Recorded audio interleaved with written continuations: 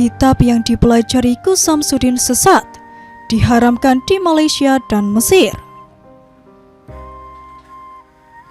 Perlawanan terhadap Gus Samsudin bukan hanya dari sisi pesulap merah, tapi juga dari Ustadz Faizar. Ustadz 31 tahun itu selama ini dikenal sebagai sosok yang mendalami ilmu gaib dan metafisika. Meski sama-sama mempelajari, namun tujuan Ustadz Faizar berbeda dengan Gus Samsudin. Ia justru mau memberitahukan kepada orang bahwa kitab-kitab tersebut adalah sesat. Kiai saya mengharamkan kitab-kitab mujarobat, kitab kuno yang dalam masyarakat Jawa sering disebut primbon, seperti itu.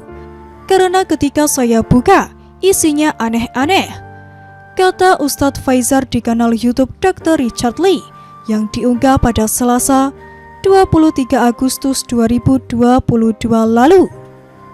Ustadz Faizar lantas memperlihatkan beberapa kitab yang menjadi pedoman Gus Samsudin. Salah satunya adalah kitab Samsul Ma'arif. Ini 3 kitab yang disebut Mas Gus kemarin saya pelajari untuk mengerti modus operandi apa yang dilakukan oknum-oknum tersebut. Katanya, Dr. Richard Lee bertanya, jadi kitab itu berbahaya, tidak disarankan karena ilmunya sesat? Iya, jawab Ustadz Faizar singkat. Meski sudah diyakini sesat, Ustadz Faizar tidak tahu apakah Majelis Ulama Indonesia sudah memberikan fatwa tersebut. Hanya saja di Malaysia hal itu sudah diberlakukan. Pas saya posting kitab ini, ada yang komentar kalau kitab ini sudah difatwakan di Malaysia adalah haram, kata Ustadz Faizar. Bukan hanya di Malaysia, orang-orang yang berada di Mesir juga melarang pembeli buku mereka mempelajari kitab tersebut.